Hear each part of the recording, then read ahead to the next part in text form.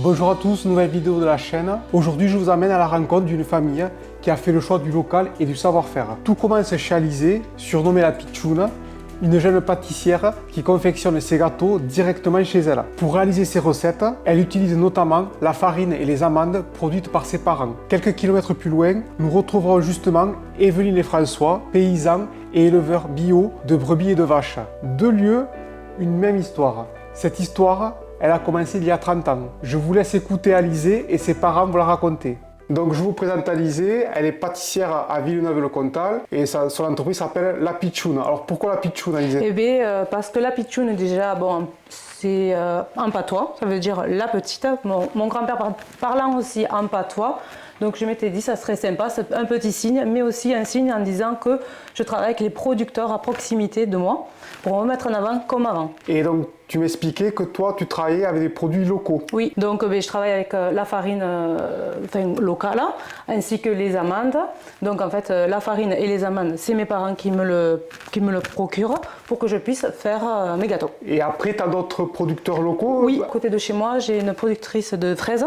Donc du coup, je me sers de ces fraises pour faire des fraisiers, des tartes aux fraises, du coulis, pour vraiment mettre dans mes recettes vraiment nos produits terroirs. Qu'est-ce que tu faisais avant? Je travaillais en tant que pâtissière salariée. Après, je travaillais dans les écoles. Et après, bon, depuis 2021, même en travaillant à côté, j'ai monté mon entreprise. Quand je me suis lancée, en fait, c'est ma mère, elle me dit « Bon, Alizée, on va faire la farine, fais-nous des gâteaux pour les marchés nocturnes des producteurs. » Donc ça s'est lancé comme ça et en fait, ça a vachement, les gens, ils ont vachement aimé. Qu'est-ce qu'ils font au marché? Ils font des repas? On tient du coup un grand stand, ils font des grillades, donc ça peut être des grillades avec des courgettes marinées. Donc il y a de l'agneau, du veau et moi, à côté, je fais les gâteaux. Et c'est pour ça que ça t'est venu l'idée de créer la Pitchoune? Je me suis dit, il y a quelque chose à faire et puis j'ai toujours voulu faire quelque chose pour les agriculteurs parce qu'en fait, on a des bons produits chez nous. Il faut que je le mette à profit pour mes clients. Tout à l'heure, on va aller dans ton labo où tu vas nous préparer voilà, un gâteau que tu as déjà commencé à préparer certains produits. Qu'est-ce que tu vas nous présenter? Alors, il y aura le Paris-Brest et il y aura le nouveau gâteau. J'habite à Villeneuve-la-Comtal et donc j'ai créé un petit gâteau de l'emblème de Villeneuve-la-Comtal qui est en fait le blaireau. Donc, le gâteau, ça... Ah non, non, parce que le blaireau, c'est l'emblème de Villeneuve-la-Comtal. D'accord. Et donc, du coup, en fait, le gâteau, il se nomme la Villeneuvoise. Donc, il y a une petite histoire, comme un petit conte pour les enfants, parce que moi, quand je travaillais avec les enfants, je m'étais dit, ça peut être sympa de raconter une petite histoire comme je faisais avant pour eux. Donc ça, en fait, c'est ton gâteau signature, la signature, ben ouais, ben là, c'est la nouvelle création signature. Et après, bon, je fais pas que ça, je fais plein de choses. Je fais le cassoulet glacé aussi individuel, la tradition de Cassonari, parce que moi, je suis à côté de Cassonari. Donc, la cassole, en fait, c'est un nougatine, c'est recouvert de chocolat, il y a de la meringue, après ma préparation. Et donc, j'ai 3 sortes, c'est fraises, cerises ou caramel. Et après, c'est recouvert de chantilly. Est-ce que tu pourras nous faire un dessin comme dans Le Meilleur Pâtissier pour montrer aux gens de quoi? Oui. Ou alors peut-être avec des photos, parce que tu es sur les réseaux. Je suis sur les réseaux, vous pouvez me retrouver sur La Pitchoune sur Facebook, sur Instagram ou sur TikTok. Je fais des fois des petites vidéos. Et après, à qui est-ce que tu vends? Est-ce que tu vends à des pâtisseries locales? Ou alors, pour les baptêmes, c'est qui tes clients? Mes clients, en fait, c'est vraiment que les particuliers. Donc voilà, quand ils ont un mariage, un anniversaire, un événement, voilà, ils me contactent voilà, comme ça. Et là, en fait, je veux faire évoluer mon entreprise. Je souhaite en fait trouver des partenaires qui veulent bien travailler avec moi. Ça peut être des épiceries, ça peut être en fait des restaurants, ça peut être une entreprise qui souhaite en fait des cocktails de minardise. Quand les gens ils achètent un gâteau chez moi, vous ne me faites pas que travailler en fait que moi en fait. Vous faites travailler le producteur d'à côté. Oui, en plus aujourd'hui, avec ce qui se passe dans l'agriculture, on connaît les difficultés qu'ils ont. C'est important de soutenir les éleveurs locaux. Bonjour Evelyne. Bonjour. Tu es la maman d'Alizée. Tout à l'heure, on va venir à la ferme. Tu vas nous montrer comment vous produisez la farine. Pas de problème. En plus de produire la farine et les amandes, qu'est-ce que vous faites comme élevage? Alors à la ferme, on fait aussi de l'élevage de brebis et de vaches. Nous sommes en agriculture biologique. Nos animaux ne mangent que ce qu'on produit sur l'exploitation. Nous achetons rien à l'extérieur. Après, pour la commercialisation, nous vendons pratiquement tout en vente directe. Et je fais quelques marchés et on vend aussi au magasin bio. Alizée a dit que vous faisiez des marchés nocturnes. Quand il y a des fêtes, des événements, vous faites manger les gens, c'est ça? On fait des fêtes dans les petits villages, on nous sollicite pour venir faire manger. C'est assez bien parce qu'en fait on réconcilie les gens avec l'agneau, parce qu'il y a beaucoup de personnes qui n'aiment pas l'agneau. Et le fait d'être grillé sur place, et voilà, donc les gens apprécient notre produit et ils sont contents de partager un petit moment avec de la musique, voilà, d'autres producteurs qui font aussi d'autres choses. Nous, on n'est pas les seuls, quoi. Donc si j'ai bien compris, dans ces fêtes, toi tu t'occupes de la bouffe et Alizé des gâteaux. Ouais, Alizé, elle nous aide aussi à servir aussi à ce moment-là. Et après, Alizé propose ses gâteaux pour la fin du repas, voilà. Donc, en fait, on s'entraide en fait. Voilà, quand l'un a besoin de l'autre, voilà. Alors il y en a un qui sert, parce qu'on est nombreux. Hein. Il y a des fois une de mes sœurs qui viennent, qui sont en vacances, qui viennent aider, ou vice versa. Il y a toujours quelqu'un en plus. Et puis c'est un moment partagé. Voilà, c'est un moment partagé en famille. Voilà, parce que c'est en fait, nous on prend pratiquement pas de vacances. Et c'est un petit moment, mais sympathique, parce que bon, il y a toujours une petite bière à boire, un moment, voilà, sympathique. On peut pas partir, ouais. D'avoir un troupeau, ça met du temps, voilà, il faut. Puis bon, les animaux, à l'habitude, on s'en occupe d'une façon. Si une personne, voilà, il faut pas oublier un animal. Si un animal ne boit pas, ou voilà, ça peut être embêtant, quoi. Merci Evelyne, je te donne rendez-vous à la ferme. À la ferme, pas de problème. Merci beaucoup. Merci. Bon, du coup, Alizé, qu'est-ce que tu vas me faire comme gâteau? Eh bien, je vais te présenter, Franck, le Paris-Brest. Donc, en fait, le Paris-Brest, j'ai préalablement préparé la crème pâtissière au praliné. Donc, en fait, c'est les amandes de mes parents que je travaille, que je fais le praliné avec. Donc, c'est 100% amandes locales. Local, d'accord. Donc, voilà. Et donc, du coup, je vais mettre la crème pâtissière, le praliné et bien sûr le soupçon de chantilly qui fait toute la différence, et avec, bien sûr, après le sucre glace.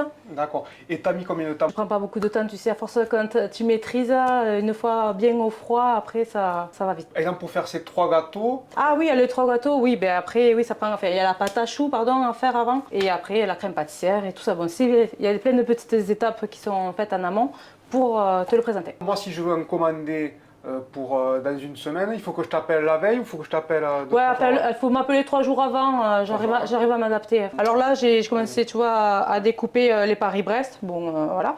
Donc du coup, tu vois, hop, j'enlève le petit chapeau. Donc du coup, je mets le praliné, donc la crème pâtissière au praliné. Donc, tac. T'as jamais pensé à faire l'émission de Cyril Lignac? Oh non. Pour faire reconnaître, hein? Tac. Ah, c'est généreux quand même. Oh, ben oui, quand même. Faut que les gens soient contents de manger un bon Paris-Brest. J'espère que tu ne vends pas au poids parce que je pense que tu dois se régaler. Je fais des Paris-Brest gourmands parce que vraiment, voilà. Pour dire qu'à l'époque, on avait des gâteaux quand même assez gourmands. Hein. Le praliné, tu vois, aux amandes. D'accord, ça c'est fait fait avec le... Vraiment, ouais, avec les amandes de mes parents. Voilà. Et maintenant la chantilly. Tac. Je ne savais pas qu'il y avait la chantilly dans les... Ben, à Paris, apparemment, ils ne mettent pas de chantilly. Bon, on dira que c'est les Paris-Brest du Sud.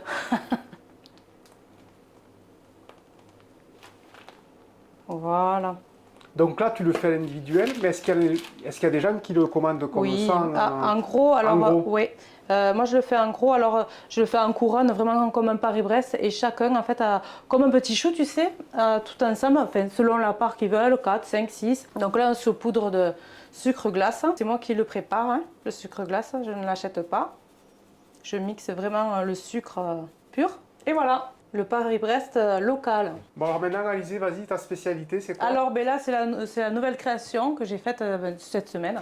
Donc, la Villeneuvoise. Donc, en fait, c'est une petite histoire, en fait, pour la représenter. Donc, c'est 2 petits écoliers, donc Esteban et Méline, qui partent à l'école. Tout d'un coup, à Villeneuve-la-Comtale, il se met à pleuvoir. Et Méline, malheureusement, elle tombe dans une flaque de boue. Elle essaye, comme elle peut se nettoyer les chaussures avec de l'herbe, mais courageuse, elle est quand même repartie à l'école avec son frère. Au retour, son frère dit à sa maman, « Maman, je ne sais pas ce que j'ai, mais je crois que j'ai un caillou dans la chaussure. » Sa maman regarde, inquiète, et elle voit qu'en fait, il avait un gros galet dans sa chaussure. La journée passe et la maman dit, « Je vais aller chez la pâtissière. » Alors elle raconte les aventures des enfants. Alors la maman récupère le gâteau et l'envoie aux enfants. « Ouais, il est trop beau ce gâteau. » Elle me dit, c'est vraiment comme dans l'histoire, parce qu'en fait, la base, c'est une mousse au chocolat. Et dedans, en fait, le galet qui représente du coup la meringue, et au-dessus, ça sera des petits copeaux de chocolat. Et du coup, ça s'appelle la Villeneuvoise. Donc, j'ai préparé préalablement. Donc, il y a le galet qui est en forme du coup de... Donc, c'est de la meringue et recouvert de chocolat. Donc, on va mettre l'herbe que Méline a pu, grâce à ça, nettoyer ses chaussures. Voilà. On met un petit peu pour faire joli. Voilà. Et la petite pastille que j'ai créée, la Villeneuvoise. Je l'ai fait la finition avec toi. Ah, ben tu vas donner envie aux gens. Hein. Et après ça, tu vas le diffuser à l'école ou pas? Non, je pense pas. Bon, mais moi, Moi, je pense pas. Je vais juste raconter une histoire. Bon, que là, je vais le présenter moi lundi, du coup. Et manière de faire un petit truc sympa, ludique et qui change. Chez moi, j'ai une vue où on voit Castelnaudary. Et comme ça, en plus, je peux te représenter un autre gâteau. ah, et c'est quoi que tu fais Le cassoulet glacé. Ah oui, c'est pas le salé, c'est pas celui qu'on mange. Non, c'est pas le salé celui-là. Celui-là, il est sucré et il est glacé. Que quand on a mangé un bon cassoulet à Castelnaudary, et bien, grâce à ce cassoulet, et bien, ça passe, c'est très léger. C'est une glace. Alors, en fait, dans le petit cassoulet individuel, parce que je le fais individuel, donc il y a la casserole, c'est à nougatine, c'est recouvert de chocolat, meringue, ma petite préparation. Alors, c'est soit caramel, soit cerise, soit fraise, et après, c'est recouvert de chantilly. Donc, tu nous as préparé un Paris-Brest, tu nous as parlé du cassoulet, Cassoulet glacé. cassoulet glacé de la Villeneuvoise. Donc, mais après, est-ce que tu fais les gâteaux classiques, les tartes aux fraises, les éclairs Voilà, au chocolat? en fait, voilà, vraiment, c'est ça, Franck. Je fais des gâteaux vraiment très classiques, tradition, comment. Je fais des macarons avec les amandes de mes parents. Donc, c'est 100% local. J'ai mis ce produit en amont, vraiment faire un produit d'appel. C'est vraiment pour soutenir les agriculteurs et l'artisanat. Parce que c'est vrai que ce qui fait peur, c'est l'industrie aussi. Et moi, en fait, ce que je veux donner, en fait, moi, aux gens, c'est des bonnes choses, quoi. Et toi, est-ce que tu as un garçon de 9 ans, est-ce qu'il vient pâtisser des fois avec toi? Oh, ben lui, il aime bien les cookies. Ah. Lui, et les éclairs au chocolat. Alors, quand on fait les marchés et qu'il y a des éclairs au chocolat, alors même mon conjoint adore les éclairs au chocolat. Et après, pour en revenir à la vie de la ferme de tes parents, parce que tes parents, je vais leur poser la question après, mais ils ont démarré de zéro. Toi, tu as vécu ça parce que tu avais 6 ans. Oui. Est-ce que tu peux nous dire comment ça s'est passé et surtout les valeurs que ça t'a amené? Eh bien, Qu'est-ce que ça t'a apporté? qu'est-ce que ça m'a vraiment apporté? Ce qu'on a vécu. Donc, vraiment, nous, enfin, quand mes parents ils ont acheté la première ferme, il n'y avait rien du tout. Il y avait que il y avait 4 murs et il n'y avait rien. On dormait dans une étable, on avait des toilettes portables, on se lavait à la sulfateuse. Enfin, vraiment, mais. Sulfateuse, quand les gens là, ouais, pour ils sulfater les sulfatent patates. arbres, Oui. vous l'aviez comme ça? Ouais. Et enfin, comme c'était l'été, on avait, tu sais, des bidons d'eau transparents et on le mettait au soleil pour se faire chauffer pour qu'on puisse avoir un petit peu d'eau chaude, quoi. Mais vraiment, voilà, mais on n'était pas malheureux, on était heureux, vraiment. Et puis, ce que cela m'a apporté aussi, c'est de la persévérance et de jamais lâcher, quoi. Comme je te disais au début de la vidéo, moi je dis souvent que c'est des gâteaux de la santé. Et souvent, on m'appelle la petite fille de la nature. C'est vrai, hein, c'est ton aussi. Je trouve que c'est tellement important qu'on a des bonnes choses, on a des valeurs, les agriculteurs, qu'on les mette en avant, quoi. Toi, quand tu prépares un gâteau, que tu prends la farine faite par tes parents, tu dois penser à eux, tout le travail qu'ils ont fait en amont. Ah oui, non, mais enfin, je suis un c'est valorisant. Ouais, c'est valorisant et puis je suis toujours avec eux. C'est ça qui est important, je trouve, dans tes préparations, c'est que toi, quelqu'un qui achète tes produits, il sait ce qu'il achète. C'est abordable pour tout le monde, celui qui veut se faire plaisir, il peut se faire plaisir, quoi. Voilà. On va aller voir la belle vue que tu as. La belle vue de Castelnaudary. Bon, dis-moi, qu'est-ce que tu as fait là? Mais là, j'ai fait les cassoulets glacés, du coup, comme je t'avais dit, en fait, la cassole, donc c'est à nougatine, à l'intérieur recouvert de chocolat, donc meringue. Ma petite préparation, donc tu as cerise, caramel ou fraise. Fraise, d'accord. Voilà. Et est-ce que tu pourras faire, comme dans le meilleur pâtissier, que je le mette en illustration, un petit dessin? T'inquiète, je te ferai le dessin. Ah bon, bien. Et donc ça, tu me disais que ça c'est Castelnaudary? Voilà, c'est Castelnaudary, comme je t'avais dit que en fait, moi je suis vraiment à côté de Castelnaudary. Villeneuve-la-Comtesse se touche avec Castel. Donc voilà, tu vois le panorama Castelnaudary. Bon, mais c'est magnifique. Le pays du cassoulet. Bon, merci beaucoup, Alizé. Avec plaisir, Franck. Bonjour à tous, Evelyne, François, Alizé et Mélina. Merci de m'accueillir pour me présenter votre ferme, vos animaux et les produits que vous fabriquez pour Alizé. Vous n'avez pas toujours été agriculteur. Est-ce que vous pouvez nous expliquer toute l'histoire de la ferme? En quelques mots, hein, bien sûr. Alors en fait, nous, il y a 30 ans, on était à Toulouse. Moi, j'étais assistante maternelle et j'avais donc les 3 filles avec moi. Et en fait, la vie toulousaine ne m'allait pas du tout parce que moi, je suis issue du milieu agricole. Et donc, bon, à un moment donné, c'est vrai que j'arrivais plus à supporter voilà, la vie à la vide, quoi. Voilà. La verdure me manquait. Merci Evelyne. Et toi François, qu'est-ce que tu faisais? Eh bien moi je travaillais chez un vendeur de pneus à Toulouse, au nord de Toulouse. On s'est retrouvés les premières années en fait, moi j'ai continué à travailler à Toulouse. Mais les horaires de travail c'était Je partais d'ici à 7h le matin, je revenais à 8h le soir, et bon, c'était très compliqué. Bon, le week-end, on travaillait à faire des clôtures, les vacances, les quelques vacances que j'avais, bah, on faisait des clôtures et on construisait des bâtiments. Donc très rapidement, ça s'est avéré trop compliqué de faire les deux. En 2000 est née Elsa. Du coup, bon, ben, Evelyne, elle ne pouvait pas faire face avec les 4 filles et l'élevage, et voilà. J'ai décidé de rester à la ferme. Elle a été faire l'école à Haute-Rive. Pour avoir mon diplôme, le BPREA.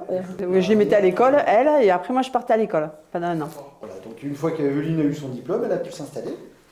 Donc c'était une toute petite ferme, hein. Il y avait encore de ferme en ruine. C'était la copine. Hein. Et il y avait 40 hectares, mais 40 hectares de collines. C'est vraiment sur le haut des coteaux. Donc très séchant, que les cailloux, quoi. Hein, que les cailloux.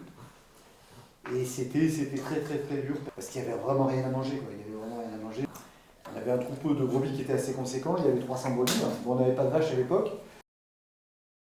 Voilà, alors Alizée, elle tient l'agneau. Et ce petit agneau, c'est un agneau la maman ne l'aime pas. Parce qu'elle a eu un petit peu de mal à le faire. Alors du coup, c'est un agneau dont on attrape la maman 2 à 3 fois par jour pour le faire téter. La maman, après, une fois que l'agneau commence à téter, tout va bien. Mais la maman, elle est un peu craintive, alors elle a besoin d'assistance. C'est-à-dire, toi le matin, tu têtes, tu tries la maman, Ouais. et après tu vas donner le lait au petit. Alors même pas, non, je ne fais que tenir la maman. J'attrape la maman, Oui. je tiens la maman le temps que l'agneau tète. Et voilà, et ça nous occupe tous les 3, moi, l'agneau, la maman, 3 fois par jour. Voilà. Et ça arrive que les mamans ne peuvent pas... Ah ouais, ça arrive. Bah, des fois, la maman elle a eu du mal à mettre bas ou des choses comme ça, quand elles mettent bas, si elles ont trop de douleur, des fois ça arrive qu'elles ont du mal à accepter. Qu'elles rejettent le... Ouais. Les jeunes, elles ne savent pas trop des fois. Et comment vous en apercevez? C'est comme... Oh ben après, parce que ça n'occupe pas, le bébé il est tout plat, il a pas tété et il y a un problème quoi, il faut intervenir quoi. Voilà, et puis on y passe pas mal de temps. Donc, il y a pas mal de temps de surveillance. Ça c'est une petite fille, normalement elle fera une maman plus tard quoi. Les femelles les gardent pour faire un petit peu du renouvellement quoi. Ah oui, c'est la question, comment ça se passe? Vous vendez que les... On essaie de... les femelles? Ouais, On garde les femelles. on garde les femelles. Pour aider Elsa à monter son troupeau. Voilà, les ignans. Et donc on garde toutes les femelles pour faire notre renouvellement à nous et pour monter son troupeau. Voilà, et comme elle est en bio, elle aura déjà un reproducteur en bio. Ah, elle Elle peut est- faire aussi bio. elle. Ouais. Comme ça, en fait, les animaux, ils sont déjà bio, ça simplifie la certification bio, quoi. Mais c'est bien, quelque part, vous lui avez transmis quelque chose. Bah, disons que ça lui plaît, mais elle, bon, après, c'est qu'elle veut faire, elle souhaiterait, bon, pour remonter son troupeau, pour commencer, faire de la viande, mais après, elle souhaiterait quand même faire du fromage, faire des brebis laitières pour faire du fromage et de la transformation. D'accord. Voilà. Ah, mais c'est bien. Voilà, et comme elle est à côté de Lézignan, il y a le marché, Narbonne n'est pas loin non plus pour écouler sa production. Si les choses s'alignent, elle pourra monter son atelier, Voilà. mais c'est vrai que c'est très compliqué, quoi. C'est pas... Parce qu'il démarre de rien, de Qu'est-ce tout. qu'elle faisait avant, Elsa? Elle travaille à la chambre d'agriculture. Ben, après, elle a grandi avec nous quand même. Non, mais Elle a grandi avec nous. Elle a travaillé Oui. chez un producteur de fromage. Hein. Elle a travaillé sur un producteur de fromage. Elle a appris ça, faire le Bon, fromage. Elle est allée faire l'école à Aurillac pour apprendre à faire le C'est fromage. une histoire de famille, puisque ses grands-parents et ses oncles créent des brebis à Elsa. Ils font du fromage. Le lait de pour- brebis pour Roquefort. Allez, on va aller sortir les brebis, tant qu'il pleut pas. Les agneaux, c'est comme les vaches, c'est 3 fois par jour ou... Non, les agneaux, les brebis, enfin ceux-là, ils lui donnent à manger, on leur donne le matin à manger. Et après, le gros troupeau, il s'en va dehors, ils vont les pâturer. Mais comme il y a les petits agneaux, c'est trop loin. Et comme il y a le loup, on est obligé de les rentrer tous les soirs. Donc les agneaux, donc ils restent là, enfin, ils restent autour du bâtiment. On va les ouvrir. Une fois que les mamans sont parties, on les ouvrira et ils restent par là. C'est à cause de la présence des loups que vous avez des chiens des Pyrénées? Est-ce qu'il y a eu des attaques aux alentours? Là, cette année, il y a eu encore une attaque sur Génerville, un éleveur qui a été attaqué sur son troupeau. On a fait le choix, nous, d'aller rentrer tous les soirs, comme ça, au moins, on est tranquille. Les chiens, ils dorment là alors? Oui, les chiens, ils font ce qu'ils veulent. Hein. Ils rentrent, ils sortent comme ils veulent. Cet espace ouvert que vous avez là, c'est spécifique à l'élevage bio? Non, c'est parce que c'est un choix. On avait déjà ce tunnel à l'autre ferme, on l'a démonté pour le remettre ici. Parce qu'ici, c'était une exploitation plutôt vache, donc c'était pas forcément trop adapté pour les brebis. François, est-ce que tu peux nous expliquer le principe de l'agriculture biologique? La spécificité de l'agriculture biologique, c'est un grand attrait pour le bien-être animal, hein, que les animaux vivent leur vie la plus heureuse possible et la plus naturelle possible. Et donc nous n'utilisons aucun produit chimique pour les champs et nous réduisons au strict minimum en fait l'utilisation de produits chimiques pour les traitements vermifuges et insecticides. Voilà, donc les vermifuges, on s'en sert un petit peu uniquement sur prescription vétérinaire. Voilà, c'est le cadre de l'élevage biologique. Et au commencement, vous faisiez du bio? Non, C'était un élevage classique. Ah ouais, Ouais, on pouvait pas bio, c'était pas possible. Les brebis, elles s'en vont au pâturage. Hein. Elles vont rejoindre les collines. Voilà, avec les gros agneaux, les plus gros agneaux qui suivent les mamans. Et là, c'est tous les jours, toute l'année que... Tous les jours, matin et soir, du fait qu'il y a le loup. Hiver ou été, on rentre les brebis du fait des attaques. Il y a eu des attaques il y a peu de temps, à peu près à moins d'une dizaine de kilomètres. Le loup, il parcourt 70 km toutes les nuits. Son parcours de chasse, c'est 70 km. Ça nous contraint de rentrer les brebis. Et après, c'est vrai que ça permet d'avoir une vision du troupeau quotidienne, quoi. S'il y a un problème de boiterie, ou quoi que ce soit, on peut agir de suite. Hein. Voilà. Et Donc là, tu laisses toujours les chiens, enfin au moins les chiens avec... Ouais, mais ils y vont. Les chiens, ils y vont naturellement. Ouais, Ils y sont naturellement. Les brebis, donc elles ont un parcours jusqu'en haut de la colline et c'est tout clôturé tout autour. Et elles vont où elles veulent en fait. Elles vont, voilà, elles se gèrent comme elles veulent. Il n'y a pas beaucoup de ressources. Alors du coup, les brebis, elles pâturent ce qui leur qui a va bien. mangé. Ouais, ici c'est séchant, donc c'est pas. Il y a une pousse au printemps, c'est là où il y a le plus d'herbe. Il est puni lui? Non, mais lui, il saute. Lui, Il saute, il fait comme il veut, lui. Là, regarde, tu as il y a les chiens, là c'est bien, on voit bien tu as la symbiose entre les chiens et les brebis. Et là, naturellement, les chiens ils sont avec les brebis. Quoi. et au niveau du troupeau, vous avez combien de brebis, combien il y a de béliers pour le... Alors là, il y a 4 béliers en tout. On a 4 béliers cette année. Ou 5 5 Ben 5. Et chacun a ses copines propres ou ils se partagent? Non, mais là, ce qu'ils non, veulent, c'est tout à fait. À celui qui trouvera la. Ah d'accord. Ah là. C'est le premier qui Celui qui est d'accord. Celui qui est d'accord. Vous êtes installé dans l'Aude, mais sur quel secteur vous vendez? En fait, on fait de la vente directe et les livraisons, on va de Perpignan à Toulouse. Et par rapport aux particuliers, moi par exemple, si je veux t'acheter de l'agneau, c'est conditionné? Alors voilà, oui, c'est tout emballé sous vide, donc il y a plusieurs possibilités, soit un demi-agneau, soit le gigot tranché, le gigot entier et l'épaule entière, ou tout façon grillade tout tranché, le demi-agneau. Et après on peut faire des colis, des quarts d'agneau pour faire des petits colis, pour qu'ils soient accessibles à tout le monde. Et après, avec les brebis, on fait des steaks hachés de brebis. Ça, c'est très très bon. Et la transformation, c'est vous qui la faites ou vous faites... Alors non, nous on amène simplement les animaux à l'abattoir à Pulleran. Et après, ça passe dans une salle de découpe. À la salle de découpe, on leur donne notre plan de découpe. Et nous, on confectionne les colis. Justement, j'ai une question.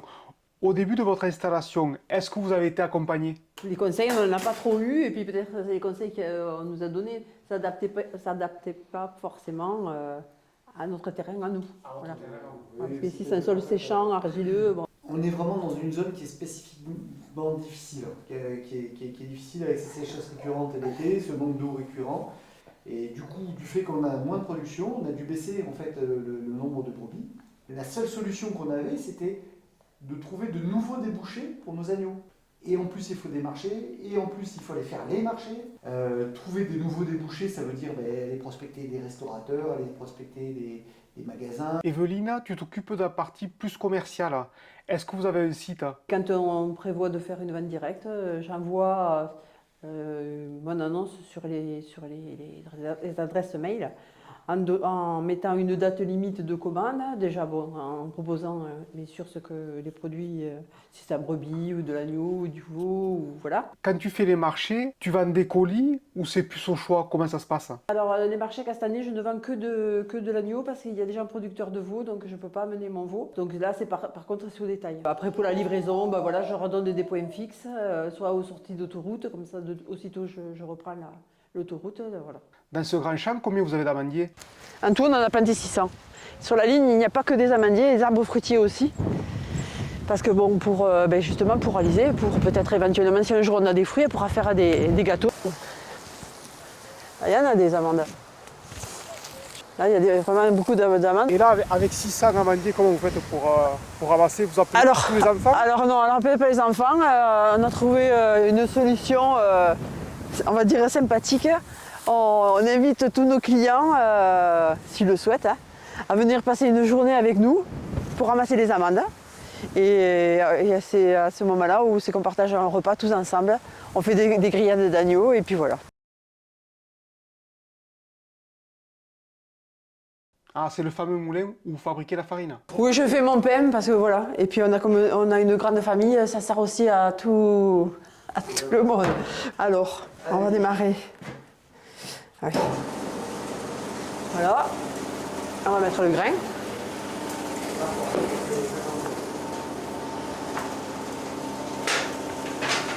Après, je vais démarrer le moulin, ça va faire un petit peu de bruit. Donc là, le grain il va couler pour aller dans le moulin. Voilà, il y a le grain qui coule là. Là, je serre les meules. Donc là, il y a les 3 tamis. Donc là, c'est là où le premier tamis, c'est là où la farine, on récupère la farine. Et là, c'est l'enveloppe du grain. Donc le grain, c'est le grain bio de la ferme qui est moulu sur place. Est-ce que vous êtes fier qu'Alizé utilise vos produits? Oui, mais c'est sûr que le fait qu'Alizé utilise nos produits, ben, ça les valorise, quoi. Ça valorise notre produit et elle valorise notre farine en faisant des pâtisseries. Surtout, c'est du bon produit, quoi. Je veux dire, Oui, on sait d'où c'est que ça sort. C'est François qui sème la graine. Et c'est moi qui mange les gâteaux. Oui, il y a aussi votre fille, Elsa, qui se lance dans l'élevage. Elle va faire sur les Ignans, elle s'installe avec un troupeau de brebis. Son compagnon fait la vigne. Maintenant, toi, Alizé, est-ce que tu es fière de ce que tes parents ont accompli? Ah ben oui, plus que fière, quoi. Je veux dire, on part de rien du tout à faire de belles choses, quoi, ensemble. C'est vrai que valoriser 2 corps de métier, c'est quand même du luxe. Je veux dire, l'agriculture, on en aura toujours besoin. Par rapport au changement de vie, à savoir passer de la ville à la campagne, est-ce que ça s'est fait facilement? On était contente, comme je te disais tout à l'heure, là, avec ma sœur, on faisait chacun son tour, tirer la vache pour extraire le lait, pour boire le matin. C'était des vacances. Pendant longtemps, on n'a pas eu de télé, mais franchement, on s'occupait, quoi. François, je voulais te poser une question. C'est quoi cette histoire de sulfateuse pour se laver? Alors la sulfateuse est un moyen de se laver, de prendre une douche très économique. Parce qu'au départ, donc, on n'avait pas d'eau courante, on n'avait pas de l'eau courante. Il y avait de l'eau, mais c'était de l'eau froide, on n'avait pas de chauffe-eau, on n'avait rien. Et du coup, pour pouvoir se laver d'une manière à peu près confortable, on faisait chauffer de l'eau sur le trépied. Cette eau qui était à bonne température, on mettait dans une sulfateuse de jardin. Et comme ça nous permettait d'avoir la douche chaude. Voilà. Et à un peu économique, parce qu'on était limité à 5 litres. N'importe qui peut leur donner à manger? Les animaux, ils connaissent leur patron, on va dire. Et quand il y a des étrangers, ça ne se passe pas forcément dans l'habitude de la personne qui les soigne. Là, c'est les jeunes femelles de remplacement, celles qui vont venir remplacer. C'est celles que tu gardes après qui vont faire pour faire des petits veaux dans 3 ans. Mais là, elles ne sont pas encore assez grandes pour aller avec l'autoroute. Et donc ici, vous êtes une ferme bio. C'est quoi les contraintes par rapport aux vaches, par exemple? Une alimentation qui est liée au terroir, donc il faut que l'essentiel de l'alimentation vienne des alentours. Bon, nous on produit tout sur place, donc tout vient à moins de 2,5 km. Tout est produit dans un rayon de 2,5 km. À la fois le grain et le fourrage. Elles ont l'essentiel du temps accès au pâturage. C'est-à-dire que là, bon, celles-ci, comme elles sont dedans, il ne faut pas aller avec le taureau, on les nourrit dedans. Mais comme on a vu les vaches tout à l'heure, elles se nourrissent essentiellement dehors, quoi. Après, il y a eu l'utilisation des produits, donc les traitements, les vermifuges. C'est uniquement sur prescription vétérinaire et après analyse. Donc on fait d'abord des analyses si elles ont besoin d'être vermifugées ou pas. Et après au niveau des insecticides, donc on n'utilise pas d'insecticides, on utilise des huiles essentielles pour des répulsifs pour les insectes. Et c'est essentiellement, c'est vrai que toutes ces maladies, ça vient par, comme la DNC, ça vient par une mouche. Et c'est vrai qu'on a tendance à utiliser des insecticides, quoi. Justement, par rapport à la DNC, comment avez-vous vécu ces abattages de troupeaux? On nous a dit, on va vous abattre le troupeau. Voilà. Donc, mais après, on a manqué complètement d'informations. C'est-à-dire qu'on connaissait la menace. Donc on se disait, on avait l'impression de retourner au Moyen-Âge. C'était l'obscurantisme total. On ne nous disait rien, on ne savait rien. Le seul truc qu'on savait, c'est qu'on avait voulu tuer les vaches. Voilà. Avec très peu de contrepartie financière.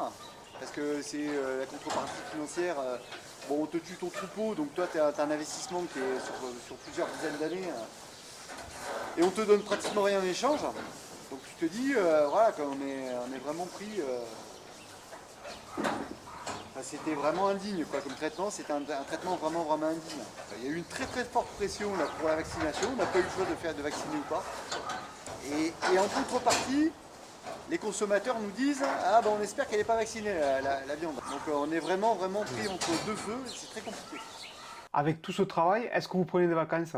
Alors non, les vacances c'est un peu difficile parce que disons que c'est compliqué, c'est entre les brebis, les vaches, pour que la personne puisse être optimale, il faudrait qu'elle soit ici au moins 15 jours à l'avance, donc c'est un peu compliqué.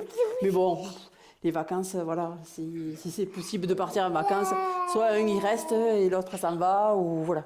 Depuis votre installation il y a 30 ans, quelles ont été les évolutions, en positif comme en négatif? Disons que déjà, par point de vue matériel, déjà on est un peu mieux équipé que ce qu'on était équipé au départ, parce qu'au départ, vraiment, on a fait vraiment avec pas grand-chose. Donc c'est sûr que là, on a un tracteur quand même qui un peu plus correct, du matériel. On n'est pas au top, hein. On a le matériel juste pour ce qu'on en a besoin, quoi. On n'a pas acheté, Et face aux difficultés du métier, est-ce qu'à un moment donné, vous avez pensé à abandonner? Disons que non, notre objectif c'était déjà donner un cadre de vie déjà aux enfants, parce qu'en fait on avait les 3 premières filles et puis on a eu 2 enfants supplémentaires. Même si on était au travail, on était quand même là présent pour eux. Bon, après repartir en ville, pour moi non, c'était niette. Moi personnellement je voulais pas repartir en ville. Alors j'ai une question un peu côté financier. Comme vous dépendez tous les deux de la ferme, est-ce qu'il y a des moments difficiles? Après, nous, financièrement, on n'a pas de problème. Déjà aussi, on n'investit pas plus que ce qu'on peut rembourser, ça c'est sûr. Voilà.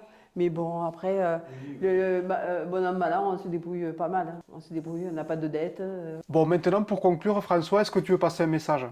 Le message aux enfants, c'est que c'est dur, mais il faut y arriver. Et puis que finalement, on est mieux à la campagne qu'en ville, parce qu'en ville, il y a du bruit, il y a la pollution, on mange pas bien, et voilà, et que, ma foi, rien de plus agréable que d'être réveillé par la chant des oiseaux le matin, quoi.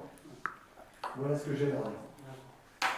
Et toi, Alizé, avant de passer le micro à ta maman, as-tu des choses à dire? Donc moi, le message que je souhaiterais passer, mangez mieux, mangez bon. Pour moi, je voudrais bien remercier aussi tous mes enfants d'avoir été aussi sages, qu'on puisse arriver à faire ce travail, arriver au bout de cette exploitation, de ces 2 exploitations.